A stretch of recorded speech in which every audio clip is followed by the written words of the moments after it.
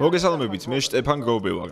წამლების დეფიციტი დიდი ხანია პრობლემაა, თუმცა ბოლო რამდენიმე წლის განმავლობაში ეს დეფიციტი რეკორდულად გაიზარდა. მიწოდების მტკიცე ჯაჭვი ვეღარ ახერხებს აუცილებელი მედიკამენტების მიწოდებას, მათ შორის ისეთებისაც, რომლებიც აუცილებელია ჰორმონების ჩანაცვლების თერაპიის, სიმსივნის დროს საჭირო ქიმიოთერაპიისა და ახალი ტიპის დიაბეტების მკურნალობისთვის. ზოგიერთი მათგანის დეფიციტი ბოლო დროს მცირდება, თუმცა ზოგიერთი მედიკამენტი ისევ არ იშოვება. სწორედ ამიტომ ევროკავშირის ჯანაცვის პოლიტიკის დღის დასაწყისში მოექცა კრიტიკულად მნიშვნელოვანი მედიკამენტების აქტი. ამ აქტის მიზანია მოაგვაროს კოვიდის კრიზისის დროს წარმოქმნილი დეფიციტი, ხელი შეუწყოს ევროკავშირში მედიკამენტების წარმოებას, დისტრიბუციას, მომარაგებასა და ერთიან შესყიდვებს. ასევე ეროვნულ ადმინისტრაციებს, ფარმაცევტულ სექტორს, სამოქალაქო საზოგადოებასა და სამეცნიერო წრეებს შორის თანამშრომლობას. საუბარია ისეთ მნიშვნელოვან მედიკამენტებზე, როგორებიცაა ტკივილგამაყუჩებლები და ანტიბიოტიკები. თუმცა მათი სია ადვილი შესაძლებელია გაიზარდოს. გადავწყვეტეთ გაგვეგო კიდევ რომელი წამლები უნდა შევიდეს ამ სიაში, ევროპის მოქალაქეების აზრით, რომელი დაავადებისთვის საჭირო მედიკამენტები. არ ვიცი, ჩემი აზრით მე ჯანმრთელი ვარ, იშვიათად ვიღებ წამალს, ამიტომ არც მაქვს ეგ პრობლემა. თუ გახსოვთ, ეგ პრობლემა კოვიდის დროსაც ჰქონდა, ამიტომ გონია, რომ მედიკამენტების მარაგის გაკეთება აუცილებელია. და რა თქმა უნდა, ყველაზე მნიშვნელოვანია, რომ მესამე ქვეყნებზე აღარ ვიყოთ დამოკიდებული. ახლახან ვიყავი ექიმთან, გარკვეულ სპეციალისტთან, რომელმაც რაღაც ისეთი გამომიწერა, რომ გაოცებული დავრჩი, რადგან არ ველოდი არაფერს. ახლა უნდა დავიწყო მიღება. მივედი ერთ აფთიაქში და მითხრეს, რომ აღარ აქვთ მარაგში. ამიტომ მეორეში მივედი. იქაც მითხრეს, რომ გაუთავდათ. პირადად მე არ ვარ იმის მომხრე, რომ ყველაფერში ჩაკეტილები ვიყოთ, რადგან მაგალითად ხშირად მივდივარ აზიაში და იქ ისეთი მედიკამენტები აქვთ, როგორებსაც ევროპაში ვერ ნახავ. ზოგჯერ ორ მედიკამენტ შორის გვიწევს არჩევანის გაკეთება. ისეთი უნდა ავირჩიოთ, რომელსაც ჯანდაცვა აფინანსებს.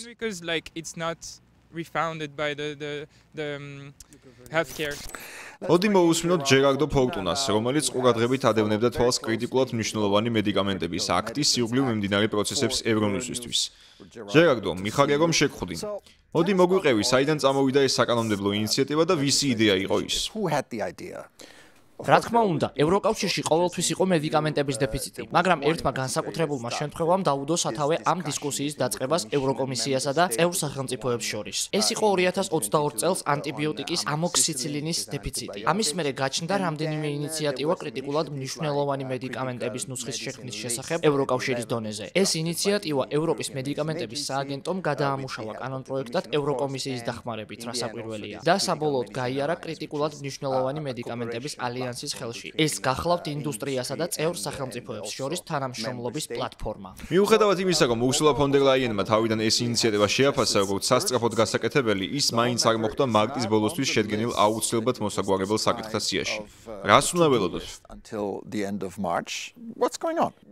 სიმართლე გითხრათ, ოლივერ ჰარვეი, ევროკომისარი ჯანდაცვის საკითხებში, წარადგენდა ყოველთვის ამ ინიციატივებს, რათა ეს საკითხი ახალი ევროკომისიის ამოქმედებიდან პირველი 100 დღის განმავლობაში მოეგვარებინათ. ეს უფრო ევროკომისიისა და ახალი ევროკომისრების გადაწყვეტილება იყო, რადგან შედარებით ადვილი მოსაგვარებელი ჩანს, ვიდრე მაგალითად ისეთი მასშტაბური საკითხი, როგორიცაა ევროპულ დონეზე გათვლილი ბიოტექნოლოგიების აქტი, რომლის შემუშავებაც უფრო შორეული პერსპექტივაა. მე მაინც მინდა რომ ჩაიხედო შენს ჯადოსნურ ბროლის ბურჯში და მითხრა იხილავს თუ არა კრიტიკულად მნიშვნელოვანი მედიკამენტების აქტი დღის სინათლეს 2025 წელს. ჩემი აზრით 2025 წელს არ გადააცილებენ. დიახ, კრიტიკულად მნიშვნელოვანი მედიკამენტების აქტი დროულად იქნება. მაინც რატომ არის ხოლმე მედიკამენტების დეფიციტი? ამის მრავალი მიზეზი არსებობს. დაწყებული გეოპოლიტიკური ფაქტორებით, როგორებიცაა კოვიდის პანდემია, უკრაინა-რუსეთის ომი თუ ბრექსიტი, ასევე მოთხოვნის უეცარი ზრდა და გარკვეული დაავადების აფეთქება, ან მიწოდების უეცარი წყვეტა, რაც შესაძლოა ხარისხთან დაკავშირებული პრობლემების გამო წამლის გაყიდვიდან ამოღებას უკავშირდებოდეს. დეფიციტის მიზეზი რაც არ უნდა იყოს, ის პაციენტს ძალიან დიდ დისკომფორტს უქმნის, რადგან სამედიცინო პროდუქტის მიწოდების პრობლემა საკმაოდ დამტკუნველია. სწორედ ამიტომ გადაწყვეტეს პოლიტიკოსებმა ემოქმედათ. ახლა შემომიერთდება ბელგიის ჯანაცვის მინისტრი ფრანკ ვან დერ ბრუკი. იგი ერთ-ერთია ევროპაში იმ ადამიანებს შორის, რომლებიც კრიტიკულად მნიშვნელოვანი მედიკამენტების აქტს უწყობენ ხელს. თქვენ ხელმძღვანელობდით ევროკავშირში წამლების დეფიციტის მოგვარების საკითხს კოვიდის შემდეგ. რა გავლენა იქონია ამ გამოცდილებამ თქვენს პოლიტიკურ მსოფლმხედველობაზე? ჩვენ ყველაზე დიდი ბიძგი მოგცა თრომბოლიტური საშუალებების ერთ-ერთმა ყველაზე მძიმე დეფიციტმა, რაც კი ოდესმე გქონია.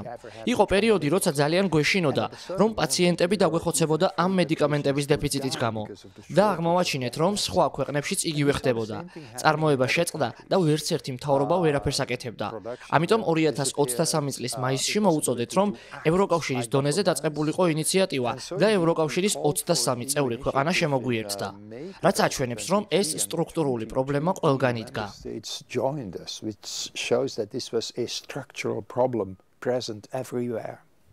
მაინც რაზე უნდა გაამახვილოს ყურადღება კრიტიკული მედიკამენტების აქტმა?